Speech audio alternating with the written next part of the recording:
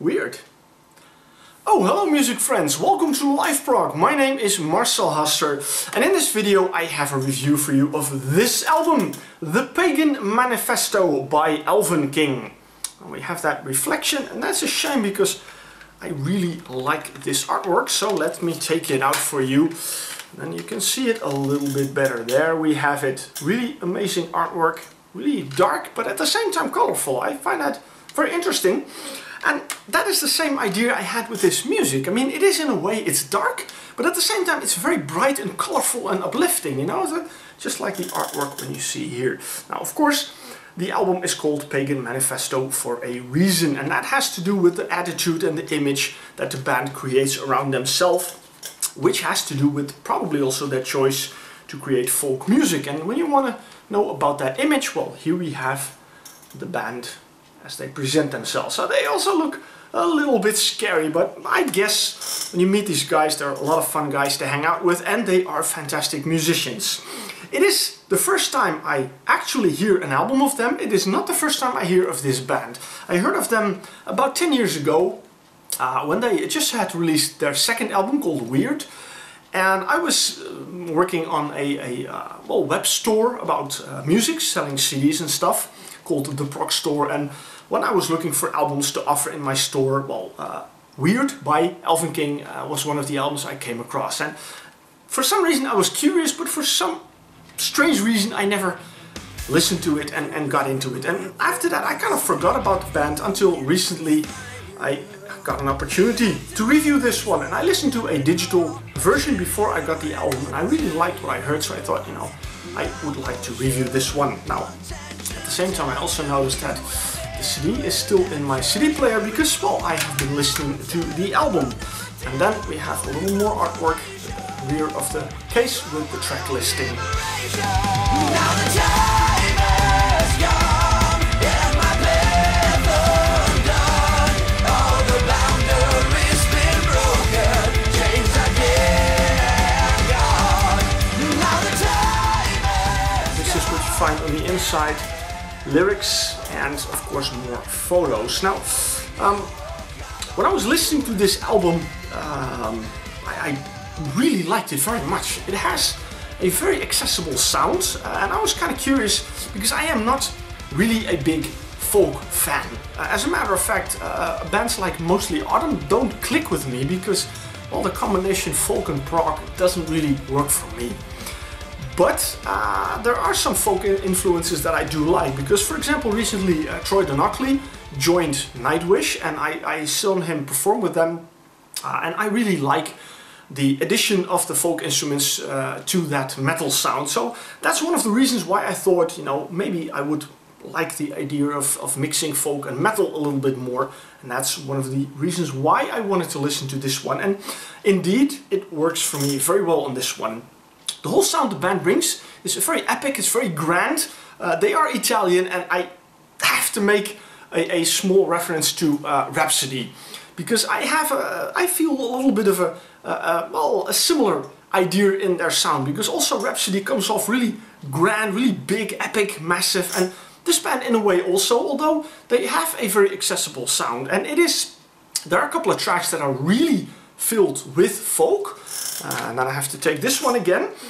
For example, the Druid Ritual of Oak, Moonbeam Stone Circle, and Toward the Shores. And that in particular I have to mention because there we take out the metal, or at least this band takes out the metal, and there they bring an acoustic song which has this real nice medieval sound. And when I was listening to that I thought, yeah, okay, this is the kind of music I like to listen to, although maybe not for an entire album, but if they add just one song of that and mix it up with the more heavier tracks, then I definitely like it very much.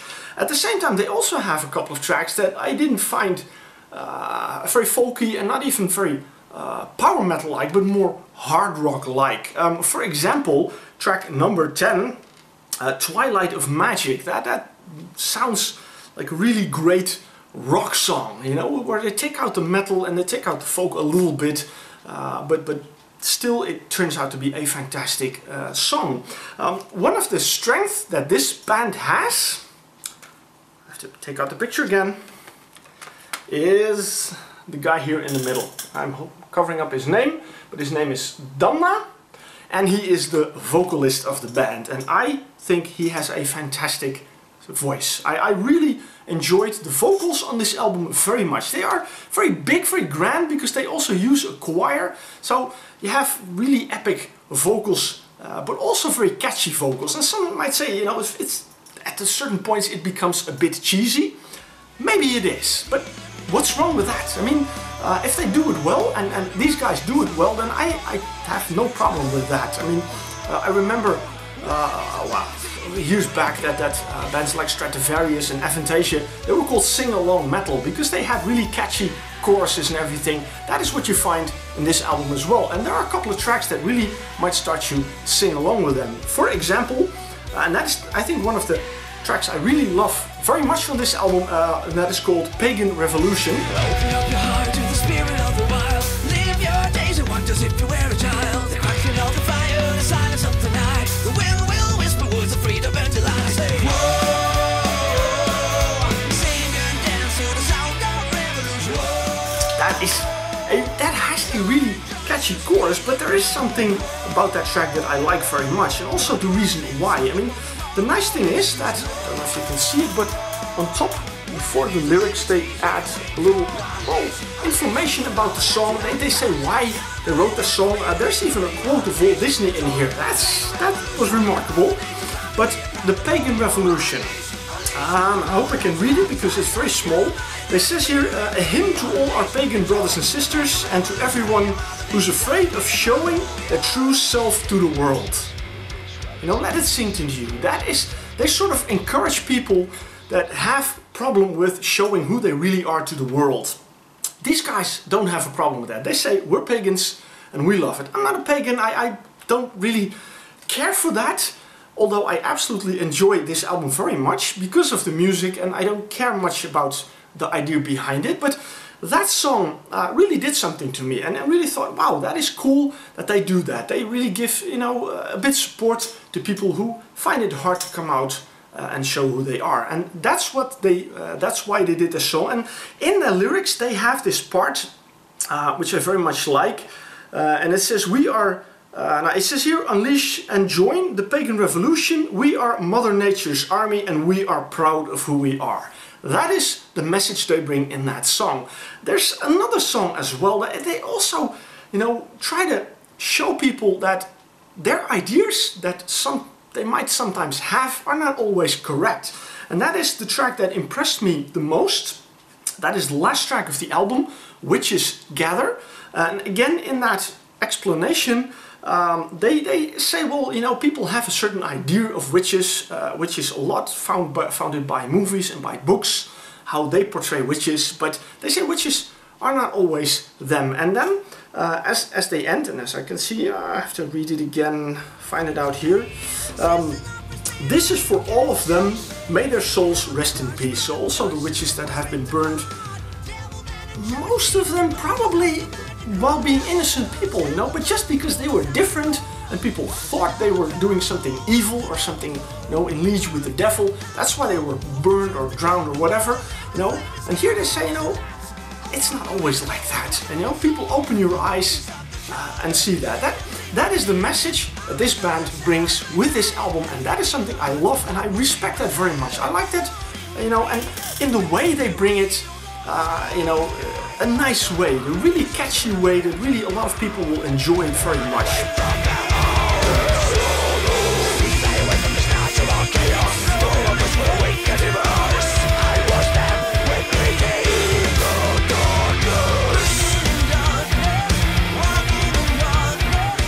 There was another song that stood out for me on the album as well, and that is track number 6, The Solitaire, especially in the way it starts. It starts off with this nice drum and bass part, you know, creating a bit of an odd sound in there, and from there on out the song starts, and in that song you really hear especially the bass line standing out very much. The band has a fantastic rhythm section, they have fantastic guitar players, I love the guitar work in it. The longest track of the album is the second track, King of the Elves, which clocks almost 30 minutes, which is, you know, the grand track there. They have some really nice guitar solos in it. They have a nice guest performance in there by Amanda Somerville. You know, she pops up in all these albums, and I think she's a fantastic singer, so it's nice to have her a part of this album as well. The third track, Elven Legions, check out the video that the band has on YouTube. And again, you know, they don't just put a camera in front of a stage and the band plays. Now they really made it sort of a mini movie set in medieval times. You know, they put in a lot of effort and a lot of time to create that, to show, you know, what they want to do with their music. And again, you know, that is something I like, I respect, and I love very much. So all these things together make up a fantastic album. It is the 8th album of the band. It's the first one I hear, but I love it very much. As I said, it's an amazing band. They have an amazing singer. I really love the harmonies, the choruses, the choir in it, everything.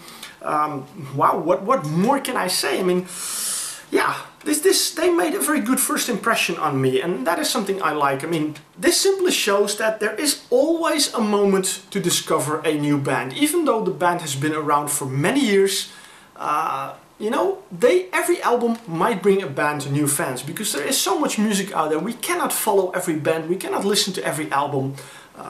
So that's why I'm happy that once in a while I have an opportunity, you know, to listen to a band and to present a band to you guys. That is new to me, even though they are around for many years, have released many albums. You know, a lot of people know them, but there are also a lot of people who don't know them, who never listened to them. And to those I say, check out this album, because I think it is very good. Elvenking, the Pagan Manifesto. I love it, definitely. And of course, let me know as a comment on my YouTube channel what you think of this album. If you like my reviews, if you like what I do, I say subscribe to my channel, check out my Facebook page, follow me on Twitter, and of course I hope you will see me at a new review.